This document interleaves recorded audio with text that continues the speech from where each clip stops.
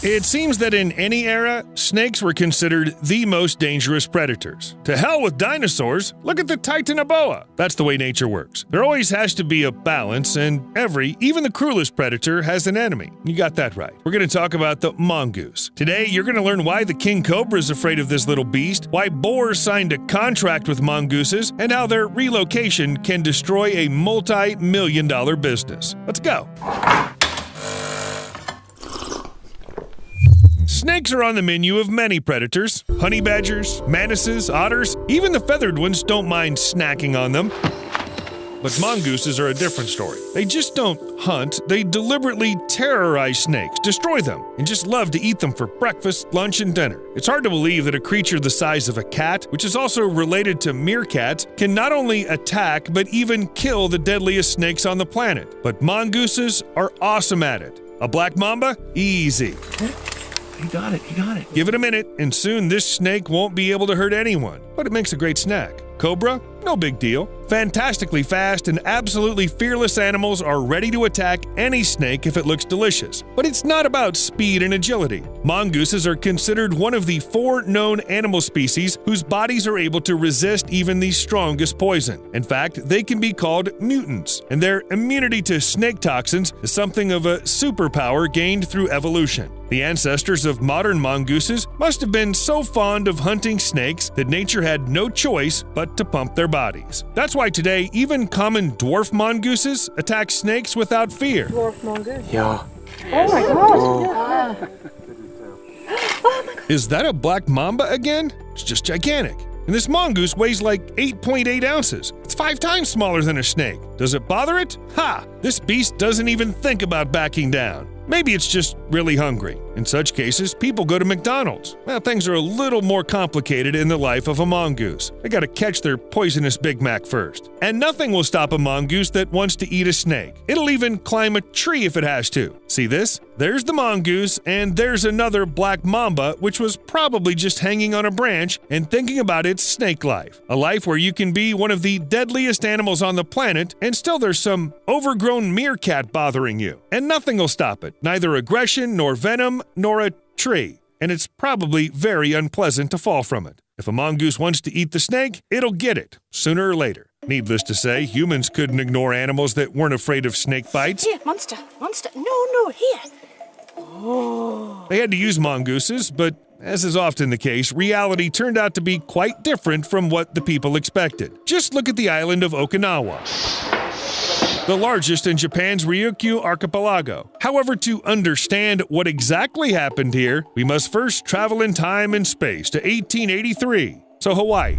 In the 19th century, sugarcane plantations appeared here. As on many other islands, with them came rats. They were destroying the crops, causing enormous losses, and it was decided to get rid of the pests by bringing in 72 mongooses to the Hawaiian Islands. Reports of the time say that mongooses were good at reducing the number of rats, mice, and insects. However, they didn't stop there. Mongooses proved harmful to native birds, which had evolved without mammalian predators.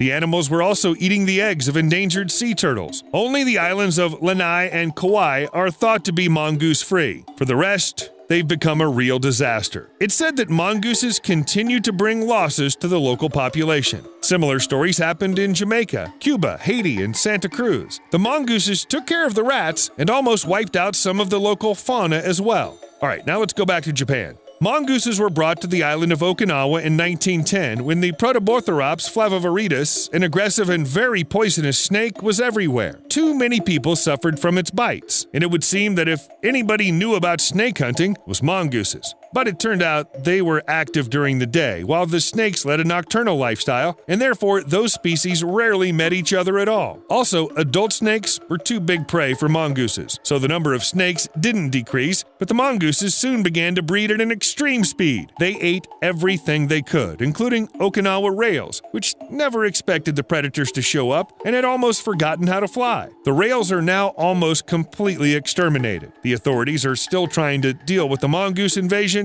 so far without success. I think there are many more cases where people have gotten their hopes up about these snake slayers and then paid for it. I've only listed the most famous and largest.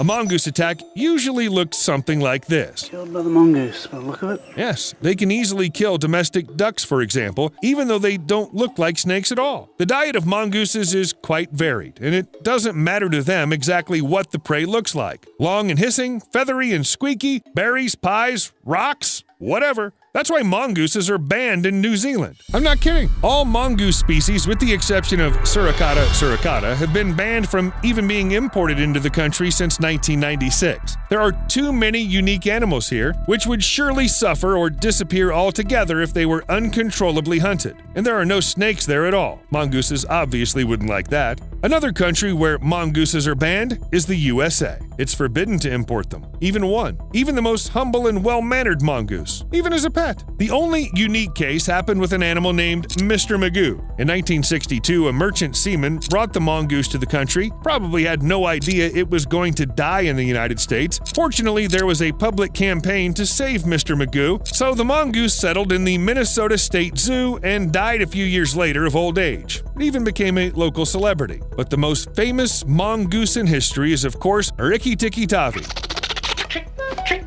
the character of a story by English writer Rudyard Kipling. You may have even heard the tale. Two snakes wanted to kill the people living in the house, and the heroic mongoose saved everyone. Come and fight with me, Nagaina! There was even several cartoons made about Rikki Tikki, including in the US. This had no effect on the ban, though. That's because even the loveliest mongoose is unlikely to become a 100% tame animal. You won't fix it, and if it wants a fight, it'll get a fight with anyone, even a domestic cat or a dog that's a couple dozen times the size of the mongoose. Tell me honestly, would you attack a creature the size of a bus? What about a pack of wild dogs? Even a human would be afraid to meet them, and who knows what they're up to.